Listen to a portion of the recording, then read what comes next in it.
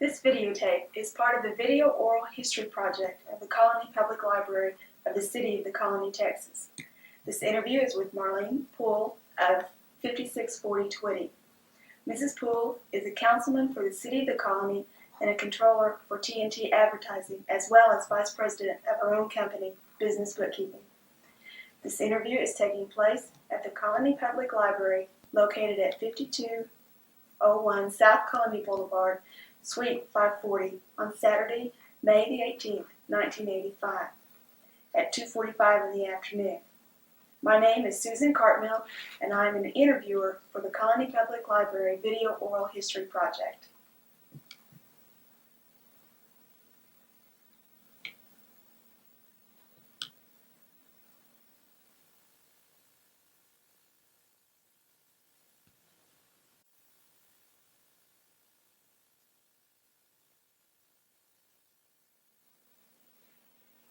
Mrs. Poole, will you please state your name and tell us something about your background, such as where and when you were born, where you grew up, places you've lived?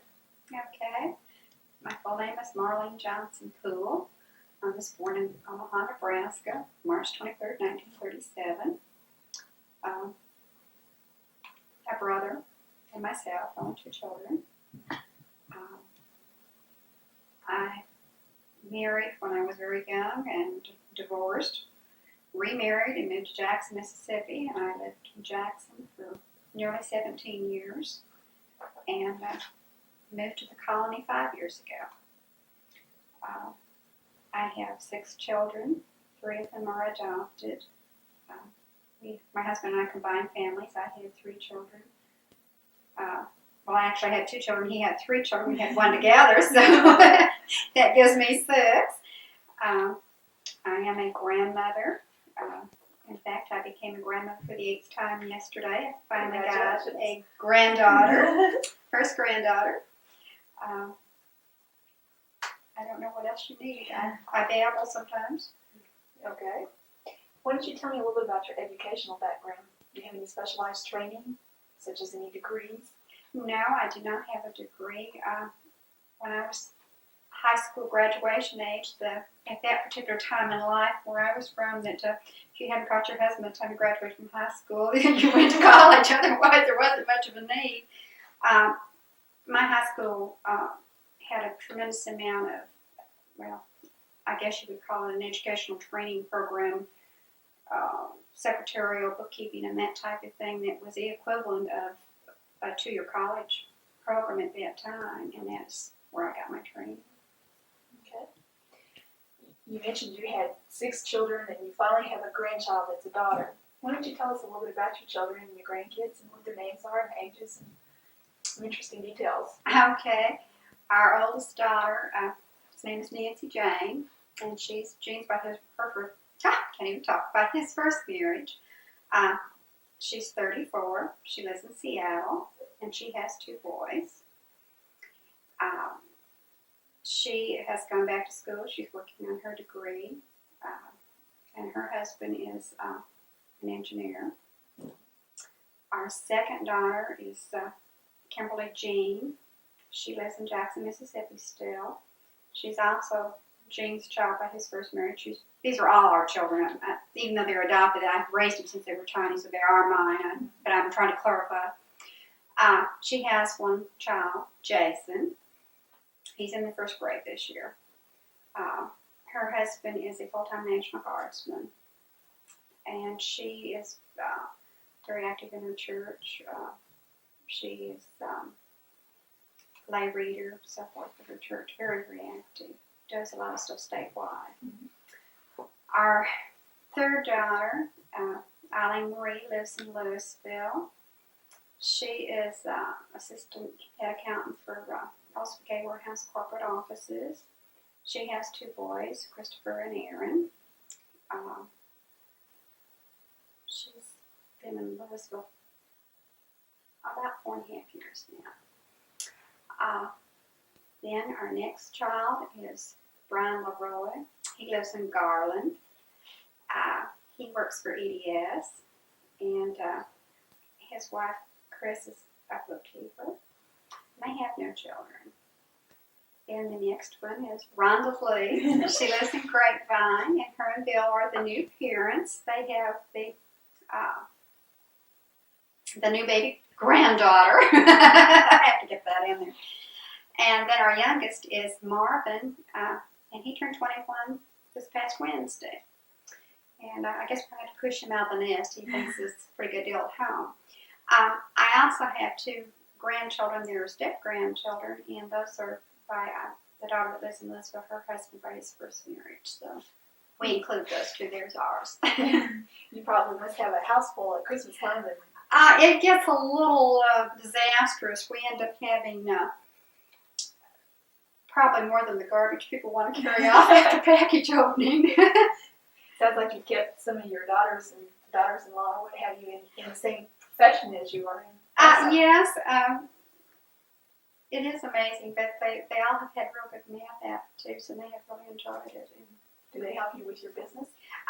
The daughter in Grapevine, her and her husband are my partners. Her husband is the president, and oh, good. Why don't you tell us a little bit about your occupation, including your business venture that you have?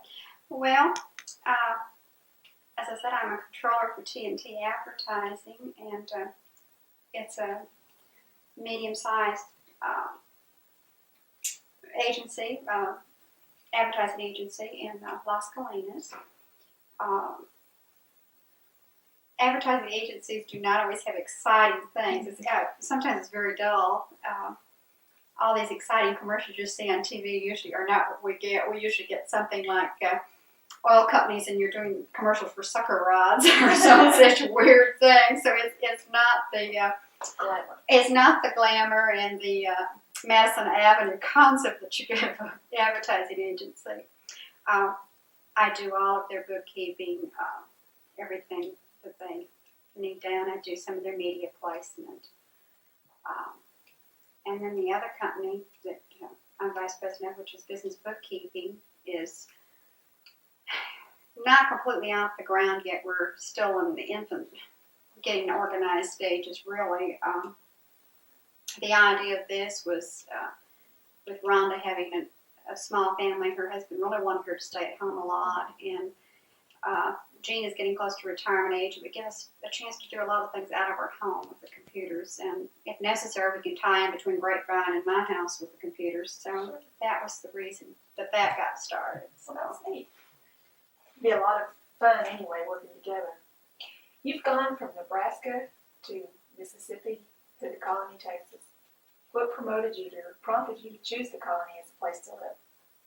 Well, Jane took a job in Dallas. And originally we thought we were going to Houston. And I had written to Houston, to the chamber, and I had gotten some information from them. And they'd sent out a nice little paper that they had, and there were all kinds of ads in there. And one of the companies that advertised in there was Fox and Jacobs. And I just fell in love with the floor plan I saw. So when he came to Dallas, I came over with him in March, and he went to work, and I went house shopping.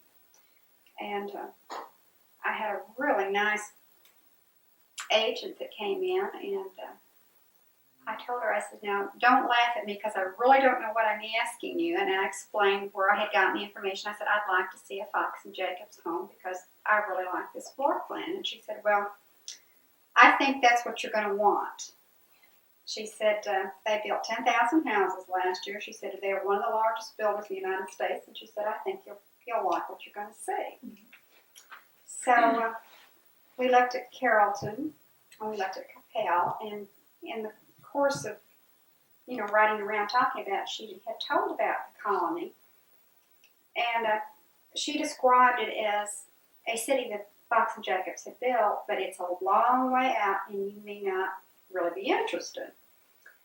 Well, ignorance is bliss, because I said, oh, well, once you get in the car, what's another 5 or 10 minutes when you drive? Little did I know what I was saying. But she brought me on out to the Colony. I was very impressed with the location. The lake was the attraction for us. We bought a house in the Colony the first day. Good. The city is probably well glad that you did. Well, I hope hope so. You're currently, on the city council here in the colony. Have you ever served on any other city councils besides your state of Texas? No, this is my first elected public office. Have you worked with any other organizations in the colony? Yes, I'm active in Beta Sigma Phi, which is a social sorority. I was with Alpha Epsilon Psi, which is one of the chapters in the colony. I was a vice president with that, and then last year we left to form a new chapter, which is Beta Alpha Kappa, and I am president of that. In fact, I'm just now past president. We just had an election, and then we just installed new officers, so I am now past president of that organization. And I am the current president of the Colony Republican Women's Club. In the past, I have served on the Denton County Republican Party's executive board. So, and I have served as precinct chairman for Denton County for the Republican Party. And in your spare time, you jump over tall buildings, right? Okay. How did you become involved in the community affairs of the colony? I got angry. Why? To me, the colony had a lot of pluses going forward, and one of the things that impressed me was the fact that it was an all-brick city. What deterioration would take place in a building would be nominal compared to what I had seen in some other cities. Fox and Jacobs started a new product line. They built 2 model homes that were of a stucco exterior, and they came in, and the colony has been used as an experimental ground for them on a lot of things, and this was one of their big experiments. They came in, I think they were just trying all different new types of erection and building styles at this time, and they built these model homes in 7 days. And were quite proud of themselves for what they had done. Well, I went up to see the model homes because I was curious to see how they looked with the 7-day, from start to finish. I mean, walk into the building all decorated, the whole thing. I was extremely disappointed in them. At that time, it was a basic unit. It was, everything was optional. You had little signs. This kitchen cabinet is an option. This door is an option. I mean, it looked like that a Jim Walters home that they were calling a Fox and Jacobs. I mean, I was very disappointed, and I guess the biggest disappointment was the exterior, which was not even a good grade of stucco. It was, to me, and I don't know if there's such a thing, but my terminology is an imitation stucco. I don't know if that is a true thing. And in talking with the salesman, he just made me furious. And he said, well, lady, you may as well just get used to this because there's not a damn thing you can do about it. And my husband said, uh-oh, you said the wrong thing. And that's how it got started. It came out in the paper.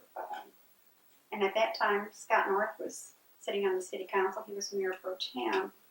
And he, too, was upset about it. And so I picked up the phone and called him. And I said, what can we do about this? What can we do to help you? Because I know you also are upset about this. And he will probably die if he sees this tape. But he said, well, you could get up a petition.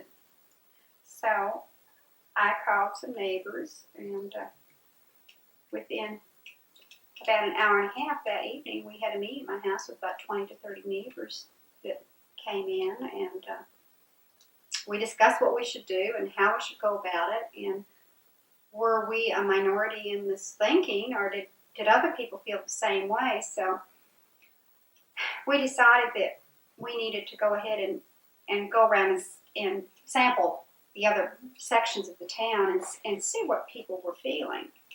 So one of the men said, well, I have the ability to use word processor. He said, let me go ahead and I will do us up a petition type thing. and let's go out and see what happens. So he did that. We met the next night, and like I said, there were about 20 of us, and we took different streets throughout the city, and we took an hour as our target time and came back, and we had over 300 signatures within an hour, so we knew we were on the right track. Mm-hmm. So then we just got carried away. We did some handbills. We got in front of Winn-Dixie, and we went to council the following Monday night with almost over 1,300 signatures. So that's how it started. And all of this was before you became a council person. Yes. We've been talking about the quality of the Fox and Jacobs housing, which were raised before you were on the city council, and obviously I'm sure that they would continue to be raised even after you were on the council. When were you first elected to the council? Maybe we need to clarify that a little bit. Okay, I was elected to council April 3 years ago, which would have been 82. So were you in your second term? I am in my second term. Okay. And when does your term expire?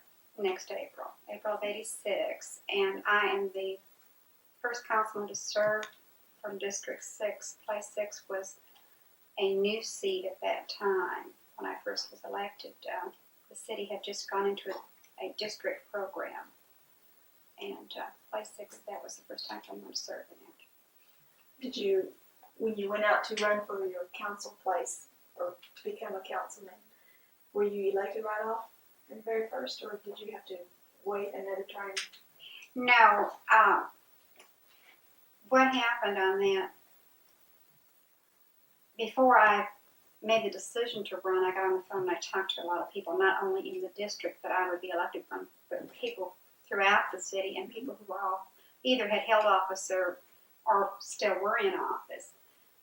And they all said, well, I think you could do the job, and I think that you should do so. And I had a lot of encouragement. Of course, my biggest encouragement was from my husband. He thinks I can do anything. So I filed for office, and there was another gentleman who no longer lives in the city now by the name of Paul Simonis, who also filed for that particular place, because like I said, it was the first time for that to come open. I won by 78%. Overwhelmingly. Yes, I felt pretty smug, I must say. Then this last election, I was unopposed. Okay. So let's go back to talking about the quality of the housing, because I get a sense that that might have been, well, obviously it was what prompted you to run, or at least get involved with the city. Is it still a major concern with you? Yes, but I think, as in anything, time is a correcting factor in a lot of things. At the time that Fox and Jacobs came out with the stucco homes, we also had asked for the size of the housing to be increased in the colony. As a minimum, we asked for 1,200 square feet, which is now on the books. What had happened was the economy had gotten so bad, and Fox and Jacobs has always considered the colony as an entry-level housing market, which means a first-time home buyer should be able to afford a home. Well, that is really nice thinking if you are selling the house, but if you're the government that has to take care of that city, that isn't always the best type of housing. You need a mix in order to provide the city services that are needed. Emotionally, you can get so overboard on saying, but what you're saying is, well, you've got yours, but you don't let anybody else have theirs. That isn't what we're saying. It's like anything else, it has to be a balance. And a community must be a balance of not only small homes, but the medium, and the large. And quite frankly, I think that was the wisest thing we ever did. And after I was on council, Dave Fox came to the first retreat we had, and he admitted that the biggest mistake that they had ever made in promoting anything was their stucco housing, and that their square footage was not the right way to address problem. They decided they had really made a marketing mistake, which I thought that was a pretty big man to come and admit it to our council, but he did. I bet that helped make a little pat on the back for you there too. Made me feel good. Yeah. How did the Fox and Jacobs respond to the citizens? At first, I think they really didn't think anything would come of it. The initial reaction was, "Oh, it's new and people will adjust to it, and there won't be much about it." Then, when the petitions went to the council, and a tremendous amount of people showed up and came to the meetings, we had overflow crowds out into the parking lot. And that type of thing. Well, then they became aware that they did have problems out here.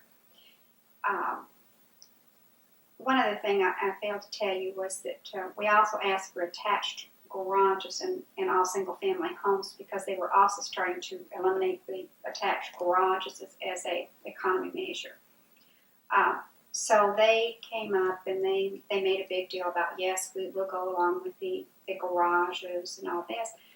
But their basic remarks, and they never changed off of this, was the fact that they had never done a study to know if brick or stucco, which was the most cost effective, which I find that very unusual because they know down to the last stud what it's going to cost to build those houses, but they never could give us a factor figure or a dollar figure to show the cost effectiveness of it.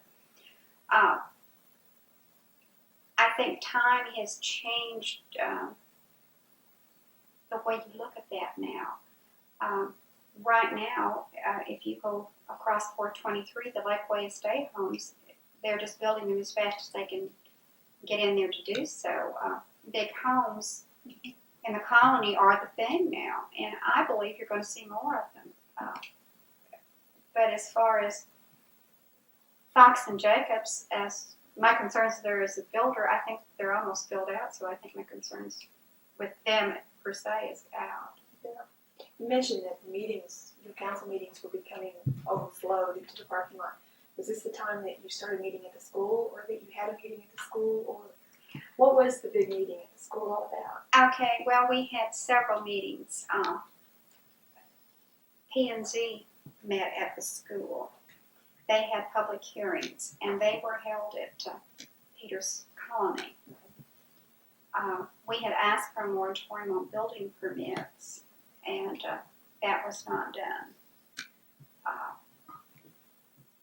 There were 2 or 3 sections that Fox and Jacobs, well, they came in and got the building permits. They were wise enough to get their building permits before anything shut them down. Then, after the public hearings from P&Z, the P&Z sends their recommendation to the City Council. When the City Council then was to meet for the decision, that meeting was held at Caney Elementary School. And we filled the cafeteria at Caney. It wasn't just the supporters. There were a few detractors, but I must say that the detractors were fewer by quite a minority. The people who came up and spoke let themselves become very emotional about it. That was something they tried to accuse us of, but we came up with very straightforward facts and figures. Of course, that is my opinion. We had a lot of emotionalism. But Tom Forrest, who at that time was the manager for the Metropolitan Utility Districts out here, came out and gave a very impassioned plea, as did the president of the Colony Bank at that time. I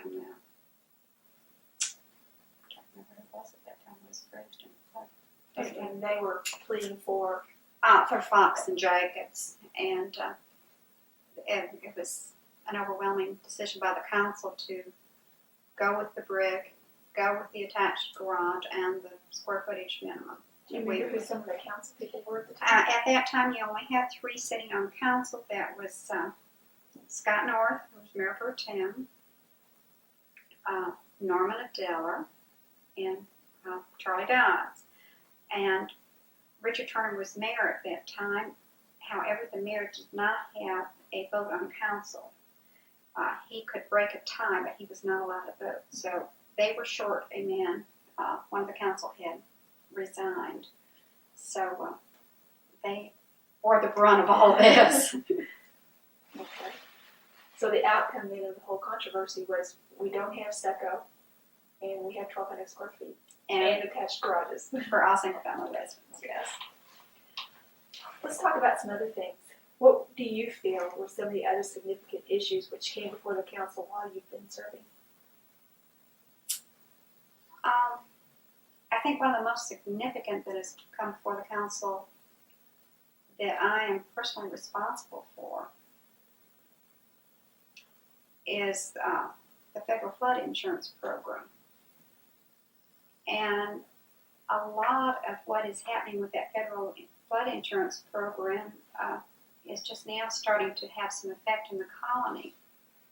Up until that time, the standard reply you would get when you'd ask any questions about where a building was being located or a subdivision was, well, the Corps has floodplain maps and we're okay. Now, who are you asking? Well, if you would talk to Fox and Jacobs, if you would talk to, even at that time when I got a lot of it was when Gene Pollard was the mayor, and he just could not see that there was going to be a problem. Well, every time you would pick up the newspaper and you would get into a city that has had a lot of buildings, such as Carrollton or Richardson or anything that has experienced a tremendous increase in their building, you would, in the spring, see a flash flooding. And overall, every report would end with saying, well, this is due to all the building, there's no more place for this water to go, and it's all this runoff. So, you know that we were facing that. There is no way that you can do building and change your land contours and your water surface drainage that you're not going to have some changes in what your floodplains are. Well, in having enacted the federal insurance program, Fox and Jacobs has had to do a lot of work to get projects that they want to built. They right now are spending quite a bit of money on an engineering study, and they're having to rechannel some of the creeks and things in the area. And they are in 100-year and 500-year floodplains out here. We have sent Eric Stanton, who is head of our inspection department, to a school. It is the first time any of our building inspectors have been aware of the problem, and any building that is done in the colony must have those floodplain, or not floodplains, but I can't think of what I want to tell you what it is, but it is the engineers must come in with a site plan that will show you the elevations. That's what I'm looking for, the elevations and all, and that must be approved also. And this program does not cost the city anything. It is strictly handled by private insurance companies, and any person who lives in the colony can purchase this insurance now, where prior to this time you could not. Do you think Fox and Jacobs' reluctance to investigate the floodplains was because they felt maybe the city would not perhaps catch on, or? Well, no corporation is going to do anything that's going to cost them more money in the long run, and this definitely is costing them. It's costing them a lot more than they would like you to know that it's costing them. It is going to impact some of the things that they do, and I think you're going to see a lot of that when we get down into our business park, because Office Creek Park does go right through the southern part of where our business park is in the southern part of the city. And I do believe that it is going to impact significantly, from their standpoint, what it's going to cost. For the city, it's a plus. It's costing us nothing. It is something the citizens are not going to have to worry about, and they're covered. Good. Who approves where Fox and Jacobs can build? I mean, who approves these evaluation or elevation plans? All right, everything must be first approved by the federal government. Okay. Then the second one, it must also be approved by our inspection department. So we also have a controlling say in that. Well, that might help make the city of the colony a little bit safer as far as water runoff. Anyway. Well, and I think as time goes on, with the more development we have, especially when the IBM property is developed, I really do believe it's going to make a big difference. It's important anyway, at least to the businesses coming in. Are there any other significant issues that you perhaps have taken a position or a stand one way or the other that you'd like to talk about? Yes, I think one of the most significant things to happen is the feasibility study right now with the Metropolitan Utility Districts and the city. I was appointed by the council to serve on that committee, and we are still working on it. We have some reports back from Ray & Associates, who has been the person or the firm chosen to do this study. I firmly believe that from what we're seeing financially, practicability, the administering of everything that we need in the city, that we will have a merger. Right now the city is in a position that all drainage problems and sewer problems are done by the utility district. Well, that does not make for good drainage, good streets, and a lot of things, because we are experiencing erosion under streets and things that we have no control over that is in their bailiwick, so it has caused us some problems. So hopefully this will solve those. What do you see happening for the future of the colony? I see tremendous commercial and business growth. When I moved the colony, the first thing I said to my husband was, this little highway out here, and you must remember when we moved here 5 years ago, we did not have near the traffic we have now. I think that this is going to be another LBJ freeway. And you're referring to 121. I'm referring to 121. And you must remember, that was my second day in the Dallas area when we had driven in. And talking to developers in the area, not just in our area, but the overall Metroplex area, I really do believe that 121 will develop into the status of an LBJ, limited access freeway, and we will probably be the outer edge of the development, just like LBJ is now. Dallas has nowhere to go except north. The Golden Corridor is marching very rapidly to our doorstep. We are the only area with large amounts of raw land around it, which is very unusual in the Metroplex area. The developers usually have to go in and they're talking small acres. Well, in the area surrounding the colony, completely around with the exception of west where the lake blocks is, has been old time or old family land holdings. And you're talking 300, 400, 500 acre plots at a time, which is very advantageous for a developer. So the land, Providing the families will let go. well, most of them are. The land prices are so lucrative now that it's pretty hard not to say no, and they're making such nice offers as, well, we'll give you your money now and we'll rent this back to you for $1 a year for so many years, and and they're also doing some tax planning and things with these people, so it does make it advantage. Yes. The advantage is there. Makes you wish you had some land out here. Yes. Are you going to continue to be actively involved with the community? Yes. You're going to run for councilman again? Probably so. I have so many things that I want to finish, or so many things that I see that I want to start. I have served on the Architects Committee, which has evolved quite a bit from what it was originally started out to be. We started out as a group to choose architects, and this has evolved into a lot more than that. One thing about the council that I'm serving on now, we realize there is so much happening. There is no way that you can do every bit of business in council chamber before council.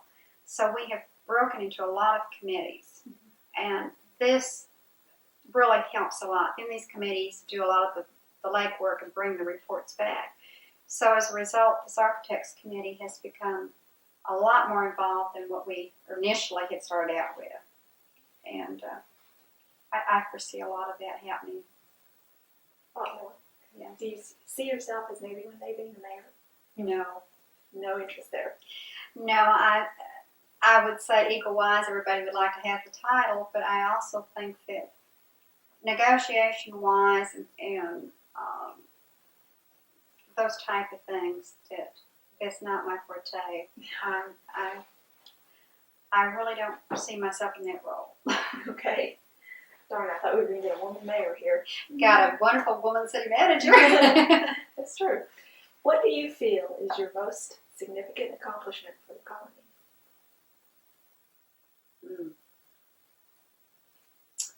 Put you on the spot.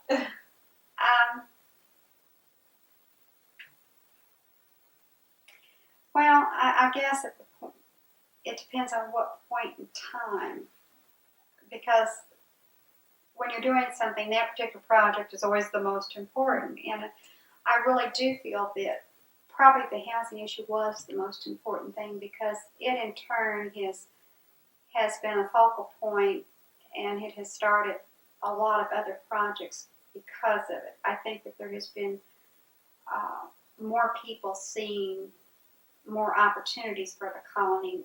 They start to perceive the city as a city, no longer just a Fox and Jacobs development. And I think that it has helped to give the city its identity and a fact that we aren't just Fox and Jacobs anymore. That's good. Do you have any other comments concerning the colony or your activities that you'd like to make at this time? The colony is going to have a very unique future. It is a hometown atmosphere. I think we will be able to maintain that hometown atmosphere. We have some natural barriers that are going to help us do that. One is the lake to the west. The development as we are looking at it now on council is going to be to the south. Your business park, your commercial, your multifamily, I see happening below 121 highway. So 121 becomes a natural barrier for us to the south. Mm-hmm. So your major single-family residences are going to be from 121 and north, and I also, to the east you have the railroad tracks, which is a natural boundary of sorts. Mm-hmm. North Colony eventually will be pushed on through and hit 121, but that serves as more or less a natural boundary. And I think what you're going to see to the north of us, because of the terrain and all, you are going to see some development up there, but it will be residential. There may be some high density, but basically this is still going to be the hometown atmosphere, the small town atmosphere people want. Your neighborhood integrity is going to be protected. Mm-hmm. The commercial base is coming. We're going to have a lot of retail commercial that will give us a tax base probably second only to Addison. The restaurant business is coming. The fact that we have legalized liquor here by the drink as well as packaged is an advantage to us, because the surrounding areas do not have that. With the exception of Eastville, and they have so many other problems to overcome that I don't believe that's an advantage for them. I really think that one of the things that we're going to find is our tax base is going to put us in a position that we are going to be able to plow a tremendous amount of funds back into our youth programs, into our park programs, and We have a good park basis here. We have a lot of undeveloped raw parkland that there's all kinds of potential for. And the only thing that is stopping us is the fact that we don't have the dollars to do it, and I see that changing. I see the building programs that we're undertaking since our bond issue is just being the start. I don't see them stopping. I think the tax money will be there for us to continue some building programs. One thing that, serving on the architectural committee, I think that we're looking at things for this city that is going to make us enviable in other cities. The architects we have chosen in both instances have been young firms who have some very innovative ideas. The swimming pool concept we're coming up with is going to be one that I think everybody is going to love. And I don't swim. I swim like a rock, I should say. But I will say that that's going to be a place you're going to want to go just to go sit and watch. We're going to, if everything passes as we have envisioned it, it's going to be something that, and this is how the whole city is going to be. What we're bringing in is quality. Development has been something that we have been slow in having, but what we're going to have is good planned development. We're not going to have junk. We're not going to have junkyards and car lots and fast food and all that sort of thing trashing up our front door. We're going, I go down 121 to Louisville and I look at what they have between here and the airport, and it's tax revenue, which I'm sure that's what they were looking at. But I'm greedy. I want to wait and have the best of both worlds. Can't even get that out. Because you can have the tax base, but you can also have something you could be proud of having at your front door, and that's what we're going to have.